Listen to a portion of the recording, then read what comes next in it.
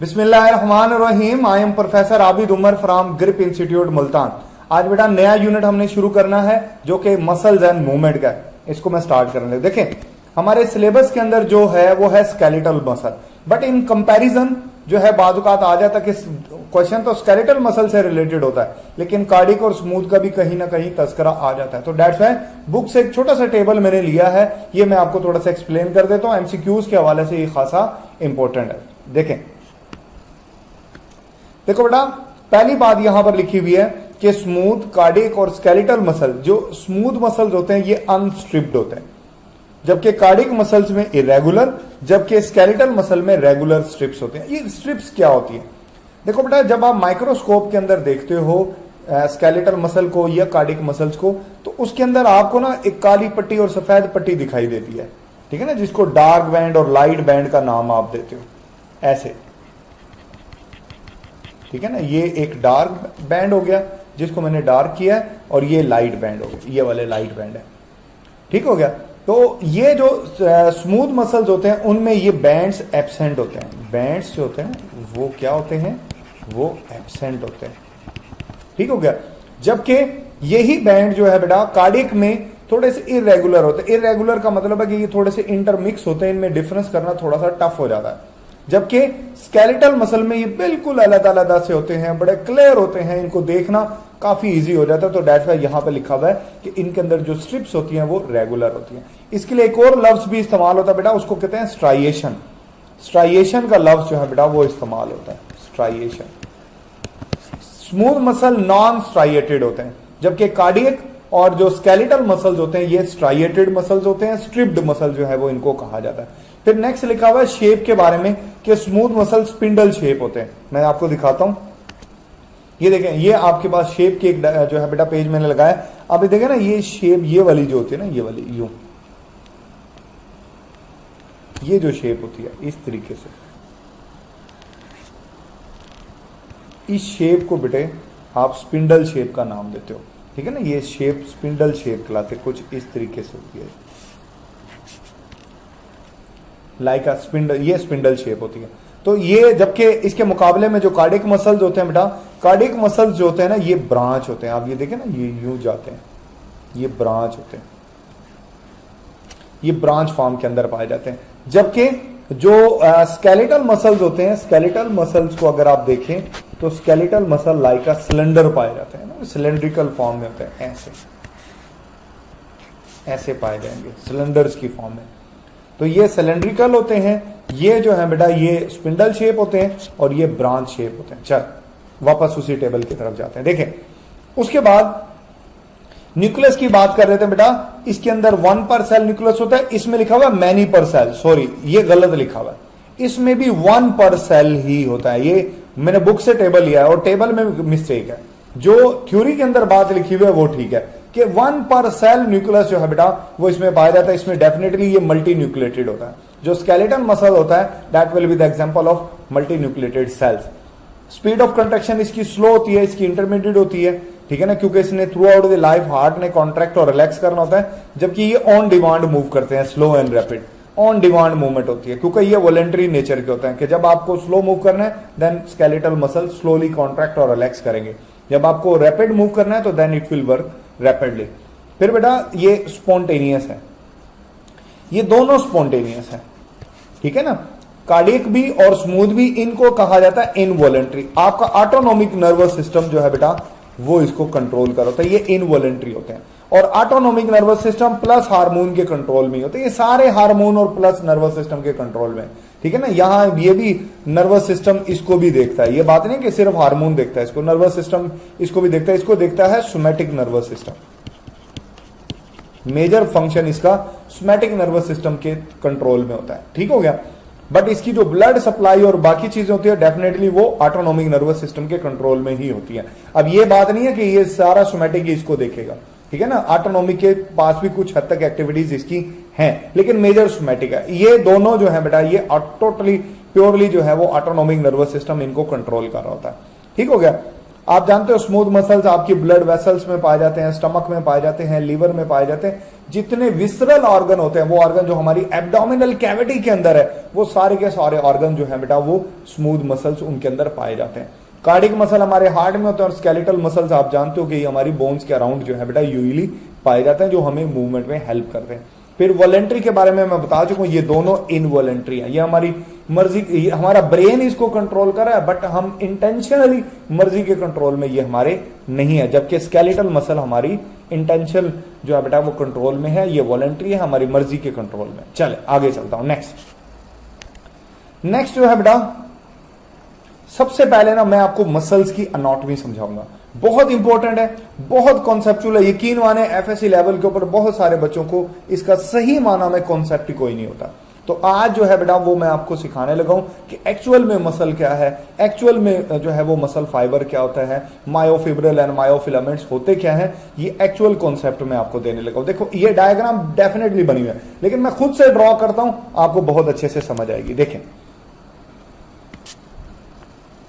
Just for example,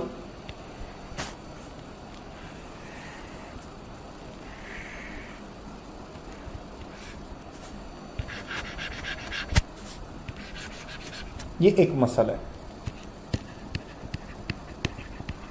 ठीक हो गया।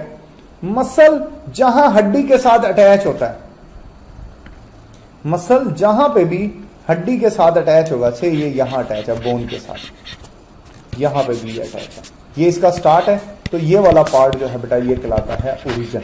ये क्या कहलाएगा? ओरिजिन। और ये वाला एंड वाला पार्ट जो होता है वो इसका कहलाता है इंसर्शन, ठीक है। जबकि दरमियान वाला जो हिस्सा होता है बेटे, इसको कहते हैं बेली। इसको क्या कहेंगे? बेली। ये एक सिंपल मसल है। अच्छा, बाइसेप ले लें, चलें इसको।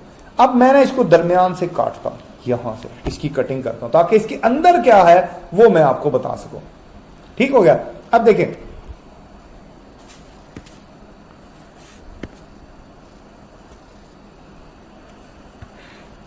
ये कुछ यूं बन गया, ठीक है ना। काटने के बाद आपको कुछ यूं दिखाई देगा। मैं थोड़ा इसको बड़ा करके बनाऊंगा ताकि आपको ज्यादा चीजें आसानी से क्लियर जो है बेटा वो हो जाए। चल देखें,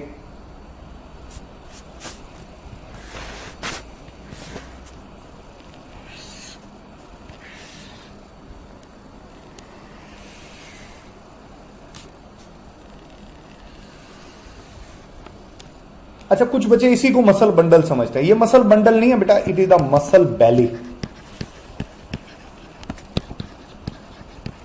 ये मसल बैली है पूरी। देखा ना, मैंने मसल कट किया था दरमियान से, तो ये मसल बैली है। इस मसल बैली के अंदर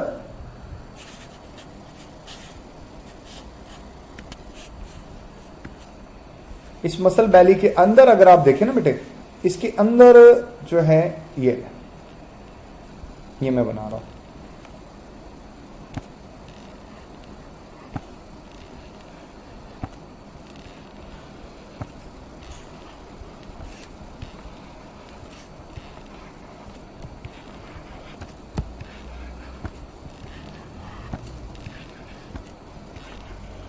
ये कुछ चीजें पाई जाती, इनको ये जो है ना बेटा, these are actually muscle bundle. अच्छा, यहां पे कुछ कॉन्सेप्ट है, एपिमेसियम, पेरीमेसियम, एंडोमेसियम। बेटा क्योंकि आपके सिलेबस में नहीं है ना, सॉरी, इसलिए मैं उसकी डिटेल आपको नहीं बता रहा, है ना। है बहुत सारी चीजें इसके अंदर, बट हमने वही चीजें टारगेट करनी है जो हमारे सिलेबस में, उससे हमारी जो प्रिपरेशन है वो टारगेट ओरिएंटेड रहेगी। तो हमने कोशिश यही करनी है कि हमने टारगेट ओरिएंटेड ही रहना है। चल देखें, इसके अंदर ना ऐसे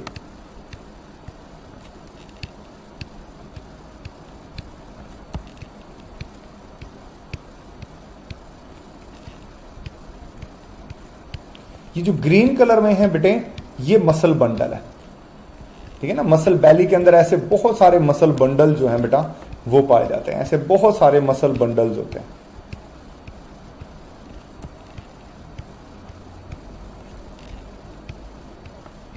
और ये जो ब्लैक कलर में डॉट्स जो मैं इसके अंदर बना रहा हूं बेटे, ये जो है बेटा, ये जो डॉट्स मैं बना रहा हूं ब्लैक कलर में, ये जो है बेटा ये है मसल फाइबर।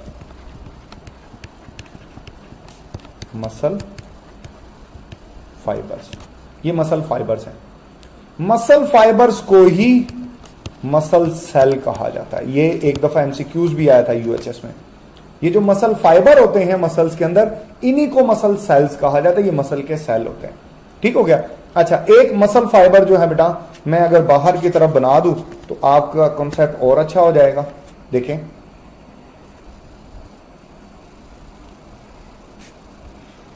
से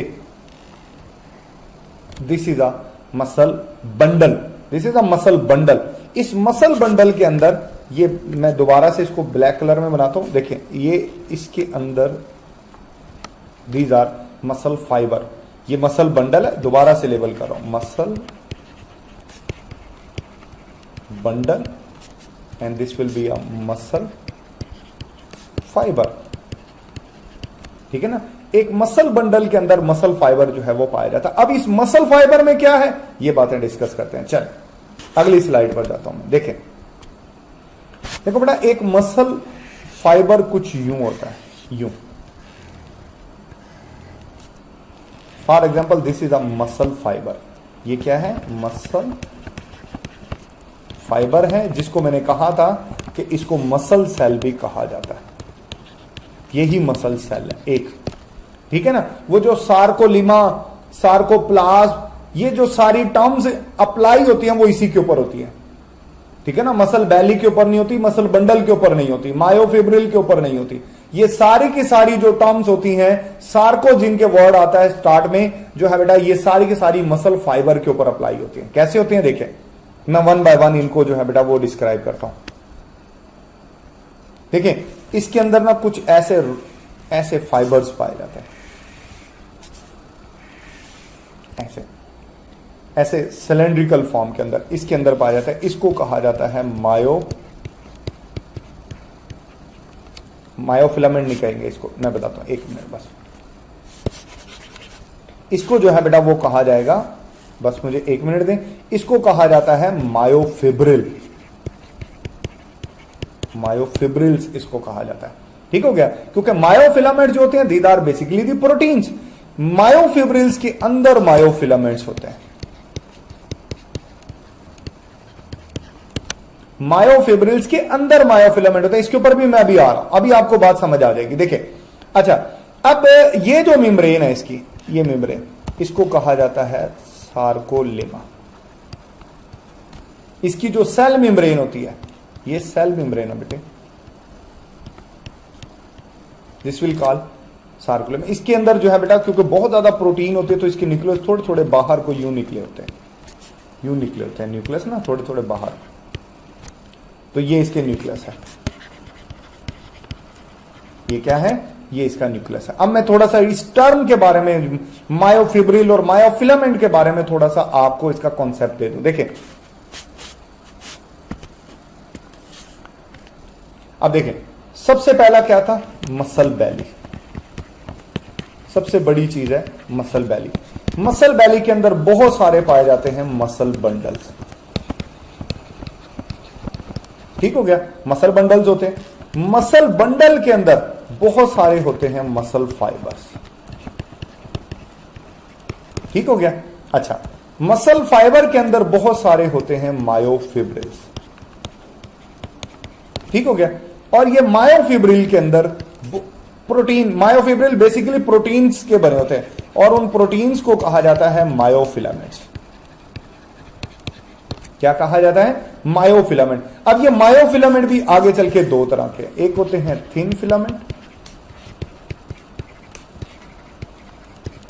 और एक होते हैं बेटा, उसको कहा जाता है थिक फिलामेंट। ठीक हो गया। जो थिन फिलामेंट है, इसके अंदर बेसिकली तीन तरह की प्रोटीन होती है, एक्टिन,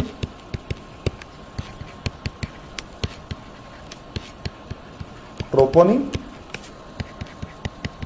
एंड ट्रोपोमायोसिन। ठीक हो गया। ये तीन तरह की प्रोटीन होती है। और थिक फिलामेंट में एक ही तरह की होती है, डिस्फिलिया myosin. Myosin protein, thick filament, ये जरा मोटी होती है, ये इसके लिए इसको थिक फिलामेंट कहा जाता है। फिलामेंट बेसिकली प्रोटीन्स होती हैं। ठीक हो गया ना, ये बात आपने याद रखनी है। चले, उसके बाद एक बात और मुझे आपको बतानी है, वो भी जरा आपने नोट करनी है। ये जो मसल फाइबर है,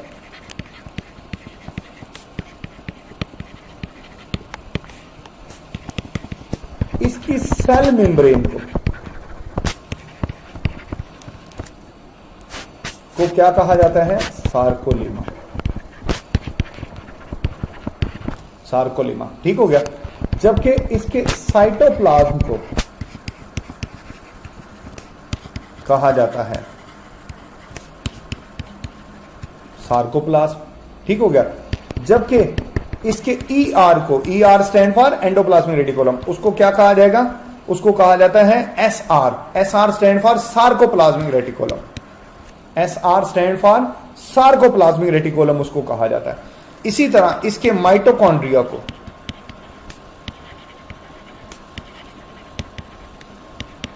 सार्कोसोम कहा जाता है। ये कहीं पर आ सकता है लफ्ज, सार्कोसोम कहा जाता है इसके माइटोकॉन्ड्रिया। ये सार्को का लफ्जी माना बेसिकली मसल ही होता है, ठीक है ना। इसका लफ्जी माना जो है बेटा वो मसल्स को, उर्दू में बोले तो गोश्त को बोलते हैं, ठीक है ना। सार्को का वर्ड यूज होता है। तो दैट्स व्हाई, क्योंकि ये बाकी सेल के निस्बतन थोड़े से डिफरेंट होते हैं, बाकी सेल्स की निस्बतन ना स्पेशलिटी मसल्स को लेके इनकी जो है बेटा वो ज्यादा होती है। तो दैट्स व्हाई इनको थोड़ा सा स्पेशलाइज वर्ड ऐड करने का मकसद ये है कि वर्ड पढ़ते ही आपको आइडिया हो जाए कि जो साइटोप्लाज्म है, हम मसल के साइटोप्लाज्म की बात करें जब हम उसको सार्कोप्लाज्म जो है बेटा वो बोल रहे होंगे। ये छोटा सा इंट्रोडक्टरी बेसिक कॉन्सेप्ट था बेटा। मेरा ख्याल है कि आपको बहुत अच्छे से समझ आ गया होगा। फिर भी अगर आपके जहन में कोई क्वेश्चन है तो आप मुझसे पूछ सकते हैं। अपना ख्याल रखिएगा। Thank you. Allah Hafiz.